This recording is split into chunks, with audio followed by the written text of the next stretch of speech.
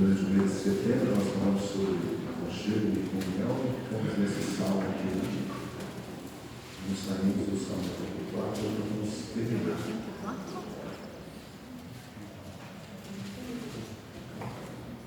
Após a pregação, a gente tem alguns avisos, algumas informações. Nós vamos beber para ver os 15 minutos após o tempo, apenas que os irmãos esperarem. Salmo 34, versos 8 a 12, vamos ler juntos. Senhor, Deus dos exércitos, escuta a minha oração, presta ouvido ao Deus de Jacó. Olha, ó Deus, Espírito nosso, e contempla o rosto do teu ungido, pois um dia os teus lábios valem mais que mim. Prefiro estar à porta da casa do teu Deus, a permanecer nas tendas da adversidade. Porque o Senhor Deus é só o justo, o Senhor da graça e glória, nenhum deles se molesta ao que andam diariamente. Ó Senhor dos exércitos, feliz o homem que em ti confia. Amém. Senhor, mais uma vez ficamos com a presença do Espírito, fala conosco através da tua palavra, em nome de Jesus. A missa está encerrando aqui a sua oração, o seu canto, e ele trata aqui, ou ele traz aqui para a gente o aspecto particular da comunhão.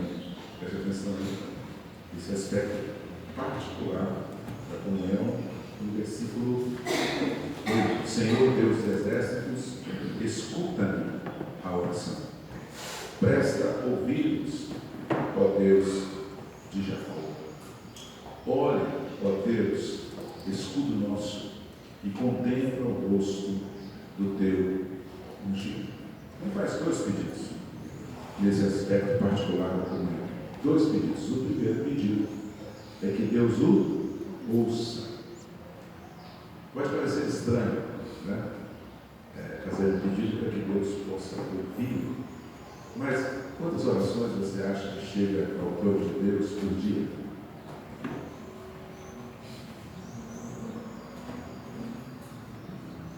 Quantas? Não quantas você faz por dia? Quantas orações? Não sei se você sabe, mas se você vai fazer um currículo de perspectiva de emprego, o currículo fala um pouco a seu respeito e existe uma forma de fazer o currículo para que a pessoa que é responsável pelo RH entre tantos currículos, perceba algo diferente no seu currículo. E mesmo ele desejando estar na casa de Deus, estando longe da casa de Deus, mesmo ele desejando fazer da casa de Deus o seu ninho, um lugar de morada, mesmo ele sabendo da importância dessa presença e desejando essa presença de Deus, quando ele ora, ele peça para que Deus o ouça. Em meio a tantas orações, para que Deus preste atenção, para que Deus o contemple. Versículo 9, contempla o rosto, contempla o rosto do teu ungido. E aqui também diz muito respeito à maneira como nós tratamos a oração, porque a oração para muita gente também não significa muita coisa. Muitas pessoas rezam na sua religião, algum tipo de reza, repetem algum tipo de palavras, não é uma oração que venha de fato do coração, que venha carregada de um desejo intenso, ou motivada pela necessidade, de tal maneira que eu preciso que Deus de fato me ouça em meio a tantos clamores, em meio a tantas orações. Não é fácil. Eu falo isso porque nós nos acostumamos com o que é fácil. Principalmente se a gente tem um amigo, alguém que pode nos ajudar, pode nos guiar, nós nos acostumamos com isso. Mas, regra geral, embora Deus seja onisciente, há o quê? Centenas de milhares de orações chegando ao trono e eu preciso que Deus ouça a minha voz. Quantas vezes Ana orou para que Deus lhe desse um filho? Várias vezes. Abraão já tinha desistido de ter um filho. Percebe? E às vezes nós nem temos esse tipo de perseverança, às vezes nós nem oramos Mas o salmista nos ensina esse aspecto particular da comunhão com Deus, que eu preciso me dar conta de que não sou apenas eu, o Filho exclusivo. Deus não tem Filho único, embora Jesus Cristo seja o Filho unigênito, ele é um Filho único. Nós somos o quê? Irmãos de Jesus. A família é grande. Eu falo porque eu trabalho com galinha, irmão, vocês me entendem. Minha experiência galinácea é assim: se eu não despistar as galinhas, eu não consigo tratar os pintinhos, porque elas tentam entrar até no lugar onde o pintinho está para comer, entendeu? É um animal ignorante, do ponto de vista prático, reage como um instinto. Mas pense quantas pessoas buscam a Deus de todas as formas, de todas as maneiras, e a grande questão aqui é como você faz. Como é que você faz a sua oração? Como é que você se coloca diante de Deus? Porque quando eu peço para que Deus me ouça, para que Deus me contemple o rosto, eu estou, de certa forma, não apenas me expondo, mas eu estou, de certa forma, demonstrando que há um relacionamento aqui. Há algo nesse trato com este Deus que me leva à ousadia de pedir que Ele me ouça e de que Ele me abençoe. Vou explicar aqui depois, né? Então, como é que você ora? Essa é uma questão importante. Dependendo da hora do almoço, você é obrigado a mãe, não é isso? Dependendo da fome, certo? E aqui nós vamos ver que não é apenas a minha voz, não é apenas a sua voz, e não é apenas o que eu tenho para dizer. E ele não pede apenas para Deus ouvi-los, ele pede para Deus o quê? Vê-lo. Olhe para mim. Olhe para a minha situação, olhe para o meu estado, olhe para a dificuldade que eu me encontro. Olhe para mim. Então, é uma oração que busca o quê? De fato, um encontro. E eu coloquei aqui uma audiência. E nessa relação entre você e Deus, entre eu e Deus, não há mediadores. Você sabe disso. Jesus nos deu livre acesso. Portanto, é uma audiência presencial, face a face, uma fala direta com o Senhor. E aqui nós temos que começar a entender que Deus não é o seu objeto de brinquedo de final de semana. Embora você possa tratá-lo assim religiosamente. Porque ele é ou o sacerdote ou o levita que serve na casa do Senhor. E ele sabia o que era entrar no tabernáculo do pecado. Ele sabia o risco que corria ao lidar com as coisas de Deus sem estar devidamente preparado, lavado, purificado, ungido. Desejar estar na presença de Deus face a face, desejar estar em uma audiência em que Deus possa de fato ouvir você, não é uma coisa tão simples quanto parece. Lembra de Isaías, quando vê o trono, ele se assusta e diz: ai de mim, pecador. Portanto, muitas vezes nós vamos vivendo a nossa vida e tratamos Deus como outras coisas. Mas Ele nos ensina esse aspecto particular da comunhão, essa relação de presença, de face a face, essa audiência particular. E olha como é que ele ora, porque ele faz 3 referências na sua oração. Senhor, Deus dos exércitos, o Deus de Jacó, ó Deus, escudo nosso. 3 vezes. Versículos 8 e 9. A referência, a deferência, o temor, o respeito em citar 3 nomes de Deus na sua súplica. Senhor dos exércitos, já falamos aqui, que é o Deus criador de tudo, o Deus criador de todos. O Deus de Jacó é o Deus patriarca de Israel.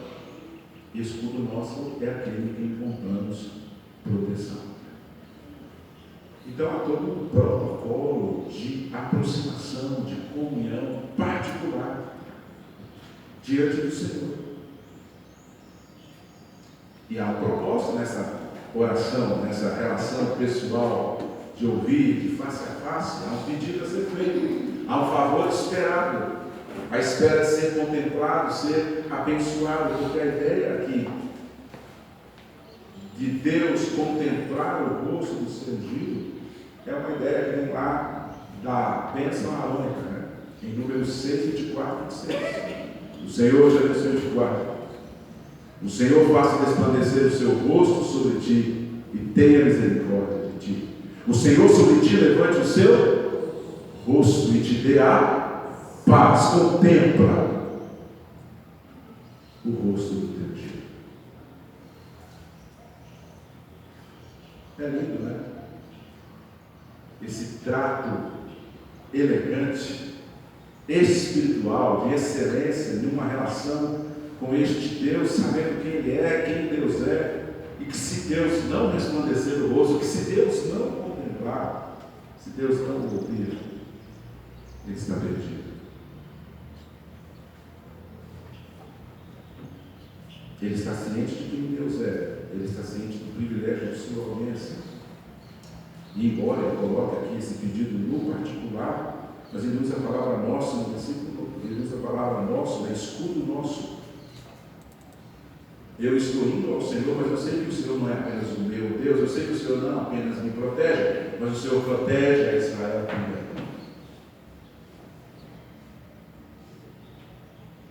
Ele faz parte do povo de Deus. A sua oração é uma entre os milhares daqueles que oram e servem a Deus. E nós temos orado, vocês sabem disso. Essas últimas 2, 3 semanas, né? Oramos. Por que você acha que estamos orando todo dia? Por que você acha? Quantas orações sobre o trono de Deus? E vai chegando a oração do trono de Deus, e hoje fala assim, tem um pessoal que resolveu orar lá embaixo, lá extremo. Está começando a piscar a luz aqui todo dia. Está piscando 7 horas, meio-dia, 6 horas, 8 horas, 9 horas da manhã, 10 horas da manhã.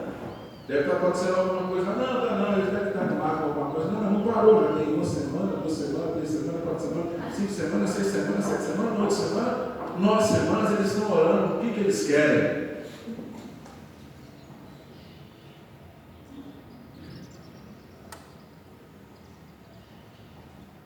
São milhares de orações. Orações sendo feitas a Deus. Como é que a minha pode chegar? Como é que ele pode me ouvir?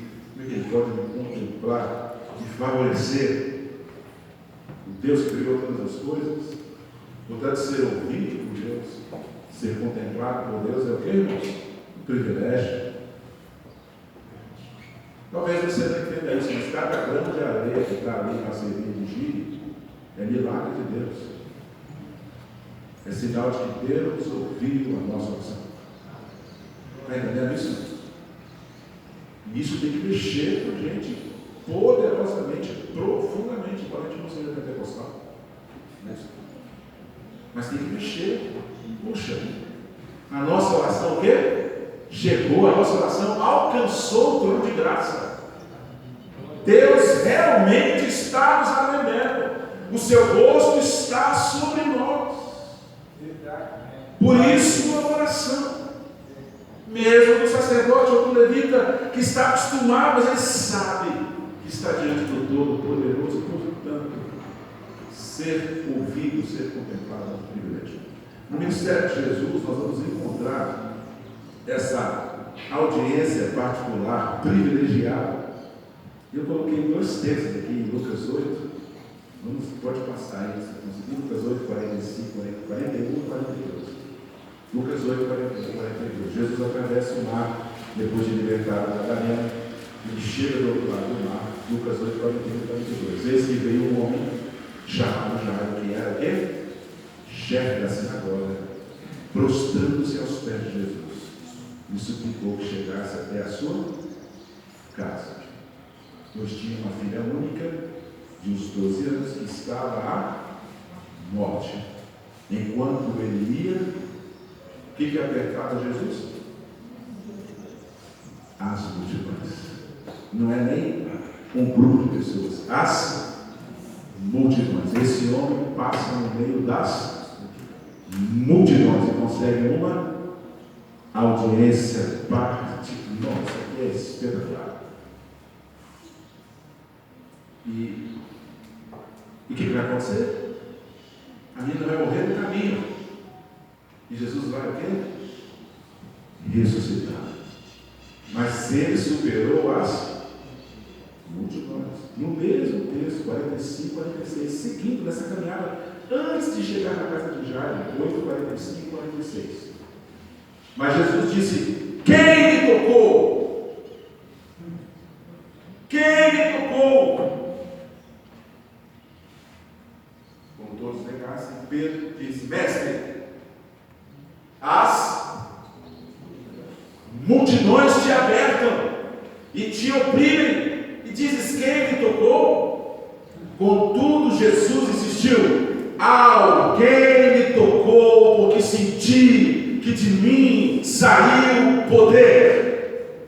Aleluia! Amém. Alguém me tocou.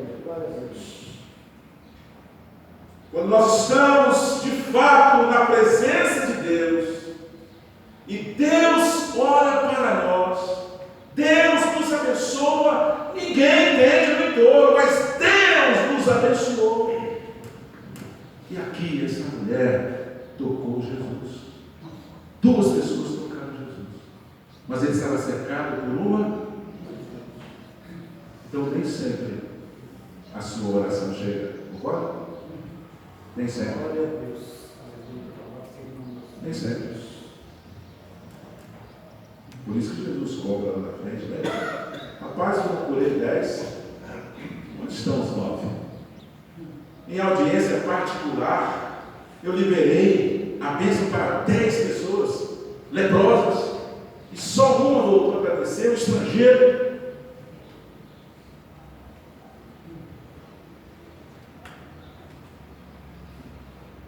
Os 2 textos temos uma multidão, mas só 2 pessoas são atendidas, particularmente, pessoalmente contempladas pela bondade de Deus. Só 2 pessoas foram ouvidas e abençoadas. Salmo 25, 12 e 14. Davi sabia a diferença entre estar na multidão e ser escolhido, estar na multidão e ter acesso a Deus, estar na multidão e ter o privilégio de uma audiência reservada. Salmo 25, 12 e 14. Vou ler aí para isso, tá certo? Olha o texto. Ao homem que teme ao Senhor, ele o instruirá no caminho que deve escolher. Na prosperidade repousará a sua alma, e a sua descendência herdará a terra. A intimidade do Senhor é para os que o temem, os quais ele dará a conhecer a sua aliança. Portanto, essa audiência particular, essa intimidade, essa presença, essa comunhão é algo extremamente importante, é único. E aqui o salmista, então, no Salmo 84, faz a sua oração, que é uma oração de humildade, não é isso?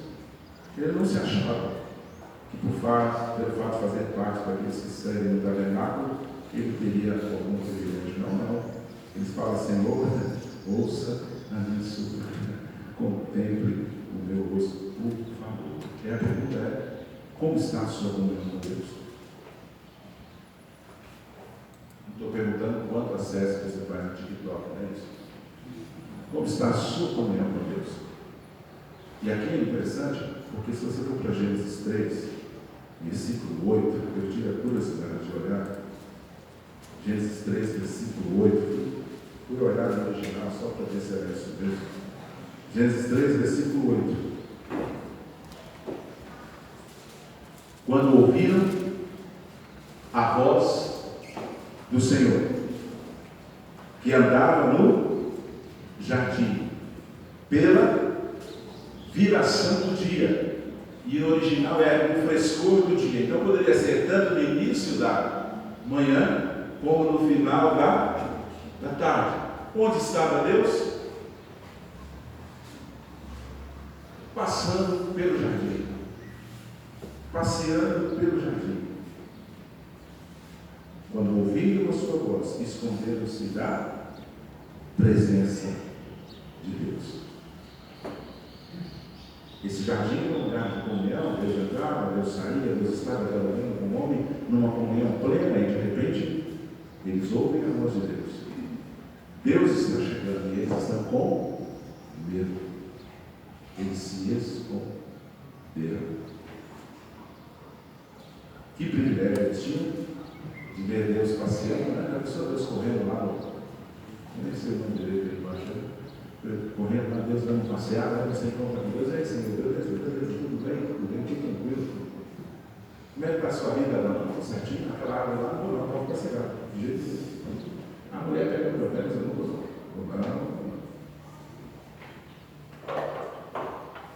Comunhão com Deus, Deus comunhão com o homem.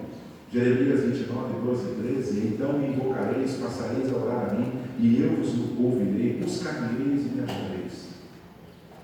Quando me buscardes de todo o vosso coração. Deus não é difícil de achar. O seu coração é ruim. Bom, Deus não é difícil de achar. Não. Jeremias 33, 13. Invoca-me e te responderei. Anunciar-te coisas grandes e ocultas que não sabes. Mas Jesus fecha a conta, né? Mateus 7, 7 e 8.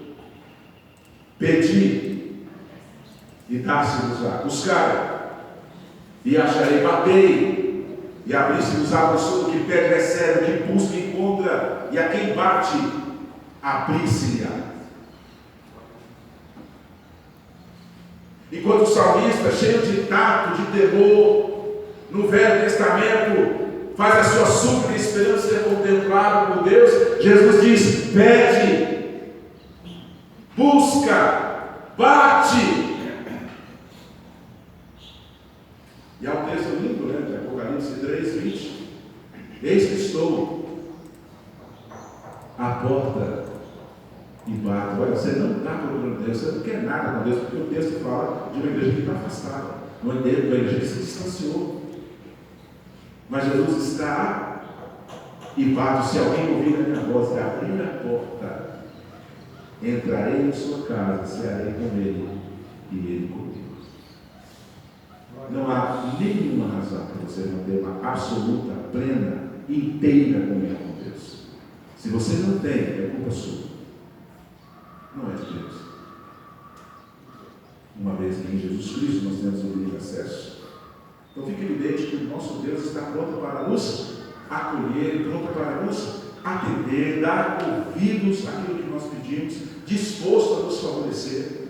Em todos os textos que nós lemos, Deus está de forma provocativa, nos chamando para perto. Buscar-me-eis, invocar-me-eis, bater, pedir, estou à porta. Deus está sempre numa postura ativa em busca de um relacionamento conosco. Por isso que o inferno é justo, porque a vida inteira ele tentou, e você disse não, preferiu outras audiências, né? E aqui é importante nós entendermos que a minha comunhão com Deus, pelo que eu estou entendendo, que depender de Deus pode ser a melhor possível. E agora perguntar, como está a sua comunhão com Deus? Porque ele trata aqui do aspecto pessoal da comunhão. A segunda coisa que ele vai mostrar aqui no versículos 10 ao versículo 11, que nada se compara à nossa comunhão com Deus. Versículos 10 e 11, Salmo 94. E ele começa a fazer uma comparação, usando aqui uma conjunção adversativa. Pois um dia, nos teus atos, vale mais que 1000. Prefiro estar à porta da casa do meu Deus, a permanecer, e aí o verbo é no original, nas tendas da perversidade, porque o Senhor Deus é sol, é escudo, o Senhor da graça e glória, nenhum bem sonega aos que andam retamente. Então, no início, o salmista estava longe, lembra? Com saudade do tabernáculo. Ele fala do seu desejo de estar na casa de Deus. 84, versículo 2. A minha alma suspira e desfalece pelos atos do Senhor, o meu coração e a minha carne exultam pelo Deus vivo. E ao longo do salmo ele cita vários motivos porque ele deseja estar na casa de Deus. Vários. Mas aqui no final, ele usa uma conjunção coordenativa e explicativa. Pois. E eu acho que ele resume todas as razões nesse versículo. Desde quando ele começou a citar, que ele faz um grande resumo. O porquê ele ama Deus, porque ele deseja estar na casa de Deus, porque ele quer ter um relacionamento de comunhão com Deus, ele resolve todas essas razões numa só, usando aqui um comparativo, explicando o porquê do desejo da sua alma. Sabe por que eu desejo estar na casa de Deus? Sem rodeios. Porque um dia, na casa de Deus, vale mais que 1000. Se você for olhar qualquer empresa hoje que está no mercado, ela tem um crescimento que nós chamamos de crescimento linear ou crescimento simétrico. Você tem uma constante referencial fixa, cresce 5%, 10%, 12%, 20%, você consegue ter esse acompanhamento. Para eu explicar isso de forma simples, vou voltar aqui para as minhas galinhas, beleza? Preste atenção. Uma galinha, normalmente, em pleno estado de saúde, produz quantos ovos por dia?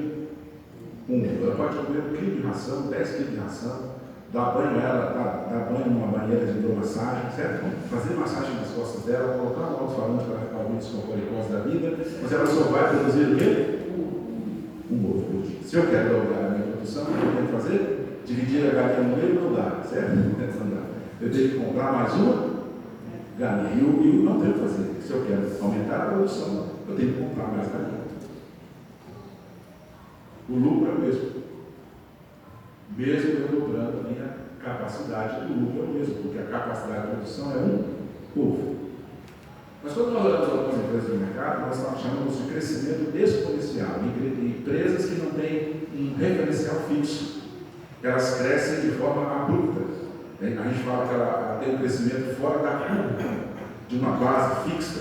Ela hoje está produzindo X, amanhã XY, amanhã XYZ. Fora dessa métrica linear. E eu vou explicar com a galinha. Digamos que eu encontrasse uma galinha que na segunda-feira ela botasse um ovo, na terça ela botasse 2, na quarta ela botasse 4, na quinta ela botasse 6, na sexta-feira ela botasse 8 ovos. Já é um crescimento exponencial. Mas aí vira a segunda, ela bota 10, ela bota 11. O que eu faço com as outras galinhas? Eu vendo, ou como.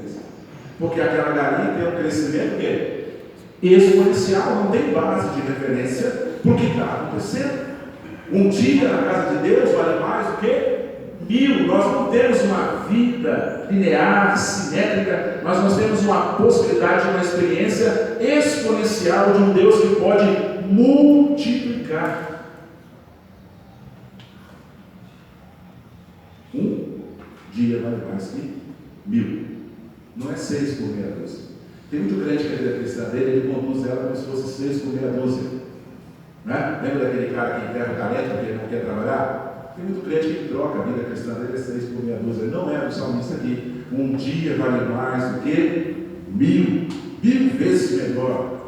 E ele ainda puxa aqui, ainda diz: é 1000 vezes melhor eu estar na soleira da porta da casa de Deus do que estar nas tendas da perversidade. Na soleira da porta é 1000 vezes melhor do que estar nas tendas da perversidade. Portanto, o nosso relacionamento com Deus deveria produzir um resultado exponencial. Como assim, pastor? Olha isso para mim. Gênesis 15, versículo 1. Pode perguntar. Isso aqui agora, se o pessoal quer aprender, beleza? Vamos lá? Depois desses acontecimentos, veio a palavra do Senhor a Abraão, numa visão, e disse: não temas, eu sou o quê? O teu. Lembra lá no Salmo 34? Senhor nosso, eu sou o teu escudo, e o teu galardão será baseado no crescimento linear, simétrico. Não, o teu galardão será sobremodo grande. Gênesis 15, 5, 6. Então o conduziu até fora e disse: olha para os céus, conta as estrelas, se é que podes. Será assim a tua posteridade. Ele creu no Senhor, e isso lhe foi imputado para justiça. Ele não tinha nenhum filho.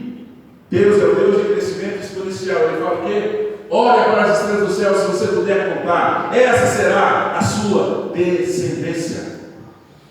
Para Deus não há impossível. Mas aí eu fui buscar. Será que Isaac estava na mesma vaga? Vamos lá. Gênesis 26, versículo 4. Preste atenção como Deus fala com esses caras, né? E preste atenção nas pessoas que vivem ao seu redor, que não oram, que não têm comunhão com Deus, que não têm perspectiva, que vivem seguindo uma linha de referencial extremamente medíocre. Olha o que Deus fala aqui para Isaac. Gênesis 26, versículo 4. Sua descendência vai crescer 2% ao ano, 10% ao ano, 5%, 20%, 30%, 50%, 100%. Multiplicarei a tua descendência como as estrelas do céu. E lhe darei todas essas terras. Na tua descendência serão abençoadas todas as nações da terra. Como é que você conversa com Deus que multiplica? Multiplica. Gênesis 28, 3. Agora Jacó, Gênesis 28, versículo 3. Deus Todo-Poderoso te abençoe. Isso é Isaac falando para Jacó. E te faça fecundo. E te o que, irmãos? Multipliques. Você está entendendo? Como é que a gente é econômico na nossa vida cristã? Como é que a gente pensa o quê? Pequeno. Como é que Deus pode o quê? Multiplicar, abençoar. Lógico, se eu viver uma relação de comunhão com Ele. Te multiplique para que venha a ser uma multidão. Uma multidão. E agora eu faço uma pergunta para você que é crente nesse tempo. Me diga qual dos milagres de Jesus traz essa ideia de crescimento exponencial. Qual dos milagres de Jesus? Em que ele pega uma quantia de nada e transforma em milhares de pães, milhares de peixes. Deus não tem problema em receber você na sala do trono. Deus não tem problema em multiplicar a bênção sobre a sua vida. Onde está o problema, meu irmão? Onde está o problema, minha irmã? Está aqui o texto. Só temos um garoto com 2 peixinhos, 5 pãezinhos. E eu guardei o texto, eu gosto de ler o texto. João 6,13. Como é que termina? Como é que termina? João 6,13. Assim, pois, o fizeram. E encheram, depois que a multidão comeu. Quem comeu? A multidão. Depois que a multidão comeu, encheram 12 cestos de pedaços dos 5 pães de cevada que sobraram aos que haviam comido. Beleza? Milagre. Parábola? Qual é a parábola de Jesus que traz essa ideia de crescimento exponencial? Essa é mais difícil. É a parábola do grão de mostarda. Uma pequena semente, uma semente minúscula, que pode se transformar na maior das hortaliças, a ponto das árvores virem alinhar-se à sua sombra. Marcos 4, 32.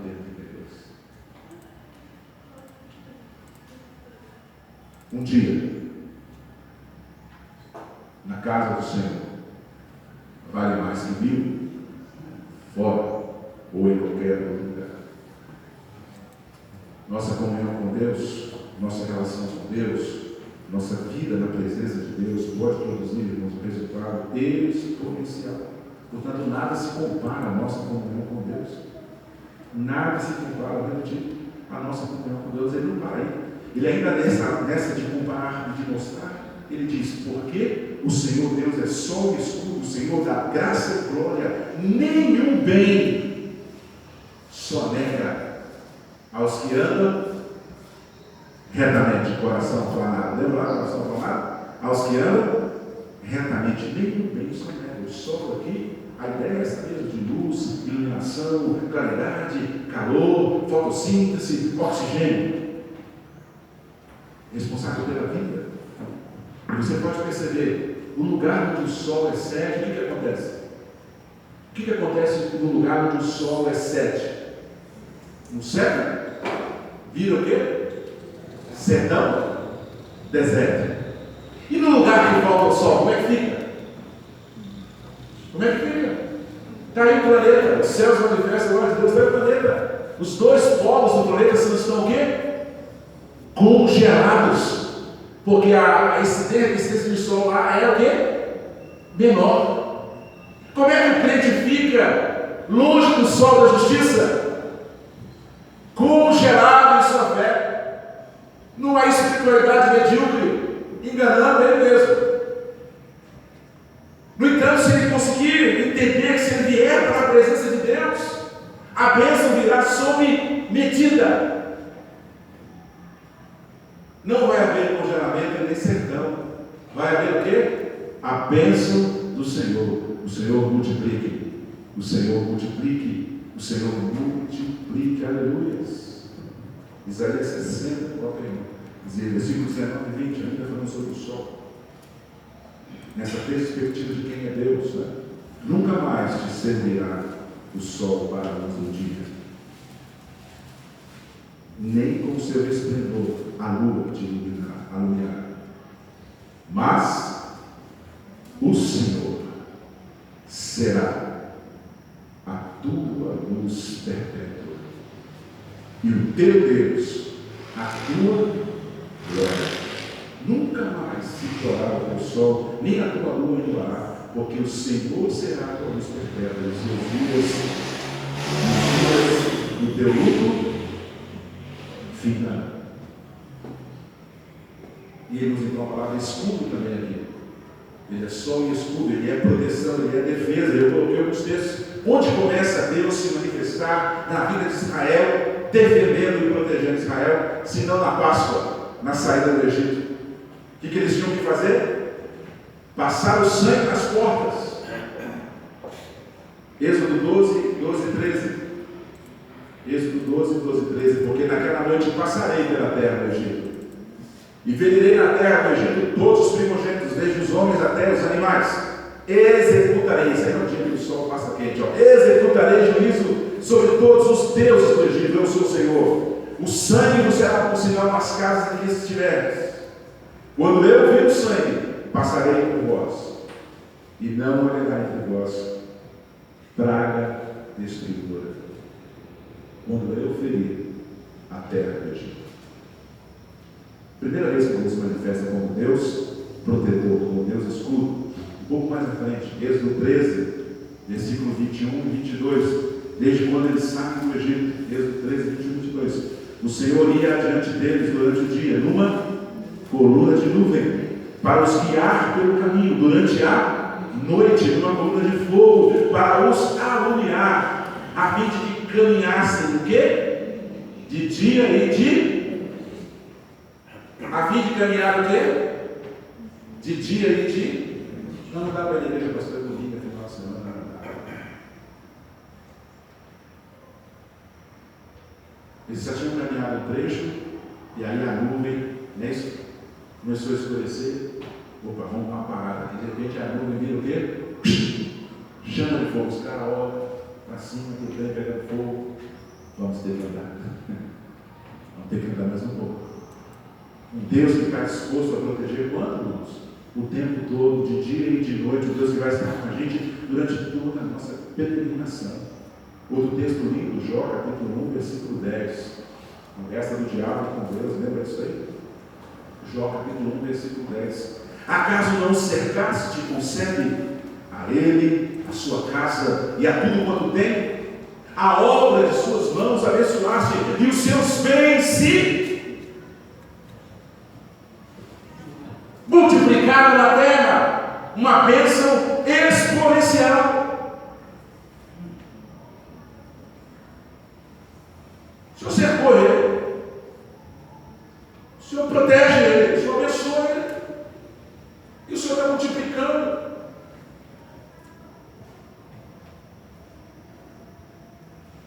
Segundo Reis 6, 16, 17, está lá Eliseu, o seu moço e o exército sírio ali, cercando Eliseu. O moço sai da tenda, fica desesperado, estando morto, né? Segundo Reis 6, 16, 17, ele respondeu: não temas, porque mais são os que estão conosco do que os que estão com eles. Mais são os que estão conosco dos que estão com eles. Orou Eliseu e disse: Senhor, peço-te que lhe abra os olhos para que veja. O Senhor abriu os olhos do moço e ele viu que o monte tinha 3 cavalos e uma charrete. É o que tinha no monte. O que tinha no monte? Cheio de cavalos e carros de fogo em redor de Eliseu. Aleluia! Um Deus presente, um Deus que protege, um Deus que nos guarda, um Deus que nos livra. Daniel 3, 28. Eu leio esses textos, irmão, para você entender que é a Bíblia, né?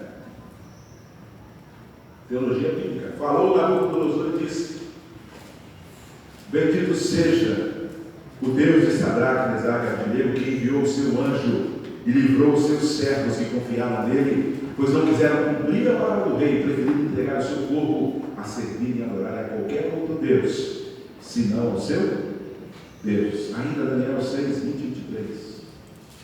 Daniel 6, 20 e 23. Chegando-se ele à cova, chamou por Daniel com voz triste. Disse o rei a Daniel: Daniel, servo de Deus vivo, dá-se o caso que o teu Deus, a quem tu continuamente serves, tenha podido livrar-te dos leões. Então Daniel falou ao rei: ó rei, vive eternamente, o meu Deus enviou o seu anjo e fechou a boca aos leões para que não me fizessem dano, porque foi achada minha inocência diante dele. Também contra ti, ó rei, não cometi delito algum.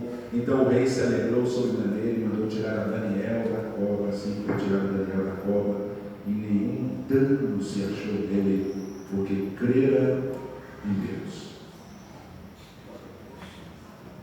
Deus não apenas nos abençoa exponencialmente, um dia vale mais que 1000, Deus também nos guarda, nos protege de forma absoluta.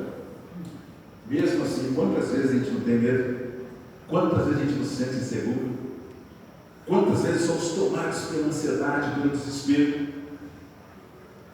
Quando na verdade nós precisamos o quê? Melhorar a nossa comunhão com Deus, nos achegarmos para a presença de Deus, nos aproximarmos da presença de Deus. Aí lembramos de Davi: não me repulses da tua presença, nem me retires o teu Santo Espírito.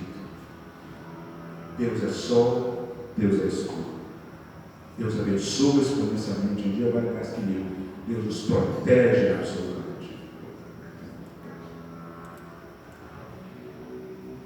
Lembra de Sansão? Várias vezes, saindo das cordas, saindo das cordas, até que ele contou o segredo. Juízes 16, 20 e 21. E disse ela: os filisteus vêm sobre ti, Sansão. Tendo eles despertado do seu sono, disse consigo mesmo: sairei ainda desta vez como os grandes, e me livrarei, porque ele não sabia ainda que já o Senhor se tinha retirado dele. Então os filisteus pegaram nele, vazaram os olhos e fizeram descer a Gaza, amarraram com 2 cadeias de bronze e viraram com um cárcere. Ele achou que ia arrebentar as cordas mais uma vez, mas Deus já não estava com ele. Percebe a importância da comunhão, a importância da oração, a importância da adoração, da leitura da palavra. Um dia vale mais que 1000. Deus vai te guardar, vai te proteger. Por último, terminando, ele termina o texto como ele falou várias vezes no texto. Ele falou várias vezes no texto essa frase aqui: ó Senhor dos Exércitos, feliz o homem que em ti confia. Ou seja, comunhão é reflexo de nossa confiança e a certeza de ser bem sucedido. E é a terceira vez aqui no Salmo que ele usa a expressão bem-aventurado, que ele usa a expressão feliz. Ele vai dizer: é feliz o que habita em tua casa. Ele vai dizer: feliz aquele cuja força está em ti. E ele termina dizendo: feliz aquele que confia em ti. Bem-aventurado. Você sabe, eu sei que a gente só consegue conhecer uma pessoa depois de comer 1 quilo de sal, não é isso? Não dá para conhecer antes. Se fizer muito churrasco, talvez 5 quilos de sal, né? Mas se for uma comidinha normal, 1 quilo de sal para conhecer alguém, para ter um pouco de confiança em alguém. E aqui o salmista diz: olha, feliz a pessoa que confia em ti. E ele faz isso no sentido particular: aquele que confia em ti, o homem que confia em ti, o ser humano que confia em ti. E eu poderia contar vários testemunhos para você. E você poderia ler inúmeras bibliografias de homens e mulheres de Deus. Você poderia até ler a Bíblia se tivesse tempo. Poderia. Mas preste atenção. A questão é se você está na presença de Deus. Não é o que você lê, não é o que os outros falam, mas é o que você vive, experimenta. Confiança, entrega, relacionamento, oração, palavra, serviço.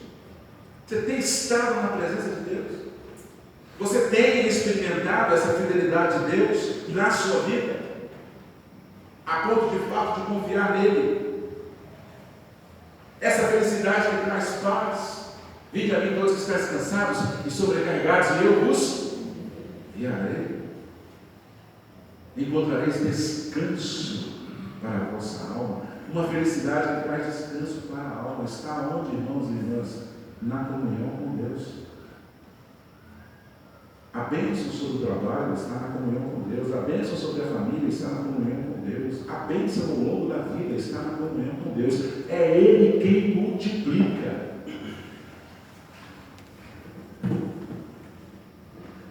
E Ele deixa aqui essa profissão de fé. O seu apóstolo dos exércitos, feliz o homem que em ti confia, né? É uma profissão de fé, mas trazendo a gente para uma reflexão. A felicidade está na comunhão com Deus, na confiança em Deus. Volto aqui terminando com a galinha. Vou lá com os pintinhos. E quando eu vou chegando perto, os pintinhos correm para onde?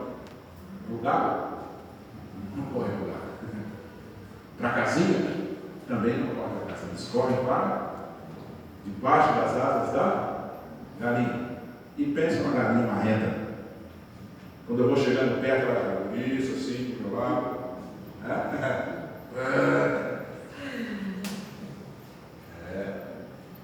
Deus nos protege da mesma maneira. É para Ele que nós temos que correr quando as coisas ficam o quê? Difícil, quando o Satanás vem para cima da gente. Quando as lutas, as dificuldades vêm, eu vou correr para onde? Para a presença de Deus. Se a coisa está difícil na sua vida financeira, você pode fazer o crédito no banco, tudo bem. Mas eu, se eu fosse você, corria primeiro para, porque buscar primeiro o reino de Deus é sua, as outras coisas serão acrescentadas. Conheça esse Deus, busque esse Deus. Pastor, o que é confiar em Deus? É simples. É colocar o seu filho no altar, erguer o cutelo para sacrificá-lo diante do Senhor. Confiar em Deus é simples. É erguer o cajado e esperar que o mar se abra. Confiar em Deus é simples. É dar 7 voltas em volta da muralha, tocar a buzina e esperar que ela caia, venha ao chão. O que é confiar em Deus? É estar diante de 400 profetas de Baal e dizer, joga água no sacrifício, faz o redentor, eu vou orar, e Deus vai responder com fogo.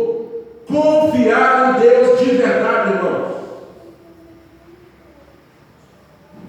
Está na Bíblia.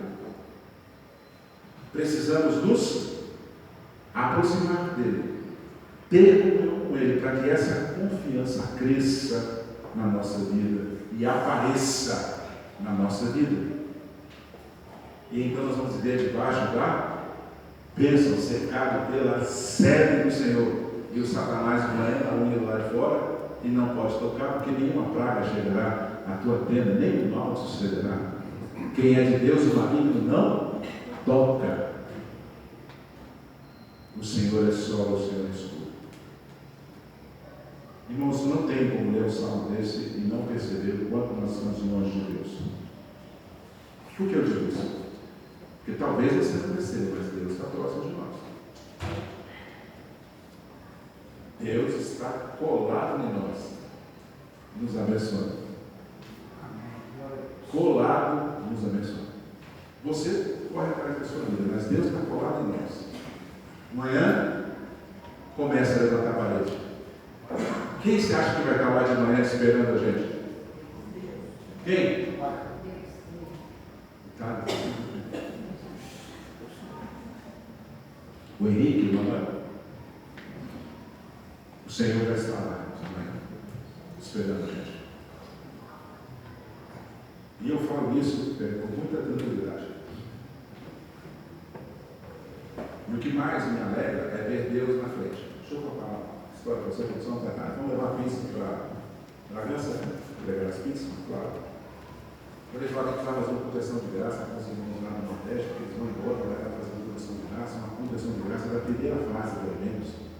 Vamos fazer então dia 9, vamos fazer dia 9, tudo mais e tal. Quando nós vamos entregar a pizza aqui para o presbítero de Clóvis, ele falou: olha, eu falei para o meu filho que era lá em extremo para tocar lá, fazer um louvor, levar o grupo dele, tem um grupo para ministrar, o corpo, tudo mais e tal. Eu falei: então é dia 9, nós já estamos conversando sobre proteção de graça, então é dia 9. Então, beleza, ele meu filho ligou, acertou. Ele falou: liga para o Cícero, então o Cícero vai pegar, segundo vídeo do prédio, ele pode ir também. Eu liguei para o Cícero, porque eles têm a ordenação e instalação de obreiros de judiciário, eu não quero. Já não. Você falou assim: eu vou mudar aquela ordenação para estar aí com vocês. Eu falei: nossa, nós pensamos em fazer o culto e Deus já estava cuidando do culto antes de nós pensarmos em fazer o culto, nós estamos muito atrás, claro. Aí começou a rir, eu comecei a rir. Deus está à nossa frente. Isaías, ele vai discutir, ele vai fazendo o que ele deve fazer. Então, no domingo, dia 9, o nosso culto é às 4 horas da tarde. Viu? Não vai ter Santa Ceia, eu vou fazer a Santa Ceia no domingo que vem. Porque vai ser um culto de testemunho. Você não pode dar um testemunho. E a primeira vez que eu fui no cinema, eu falei: pode, venha. Pode dar um testemunho para os irmãos ouvir. Quando a obra começou. E aí eu fiquei pensando nisso, íamos embora para casa, eu fiquei pensando: puxa vida, Senhor, tanta coisa que o Senhor quer fazer. Se eu devia arrumar mais uns 70 para me ajudar. Eu estou querendo Moisés, estou quebrado, estou falido, estou cansado. É muita coisa que o Senhor quer fazer. É muita coisa que o Senhor quer fazer. E eu estou dizendo isso para você entender que Deus está conosco, mas talvez nós ainda não estejamos com Ele. E temos que aproveitar essa oportunidade para termos essa experiência com Deus. Ver Deus suprindo as nossas necessidades. Amém? Amém. Vamos ficar de pé? Vamos orar? Pai, nós queremos te agradecer por esse encontro contigo. Nos dá o descanso que precisamos. E amanhã, envia o teu Espírito Santo, nos capacita, desce as nossas mãos para a batalha. Multiplica a bênção sobre a tua igreja, para que possamos ver a tua glória. Toda a glória pertence ao Senhor. Que a graça de Cristo Jesus, o amor de Deus, o Pai, a comunhão e a consolação do Espírito Santo seja com todos, hoje e para sempre. Amém. Amém. Amém. Deus abençoe.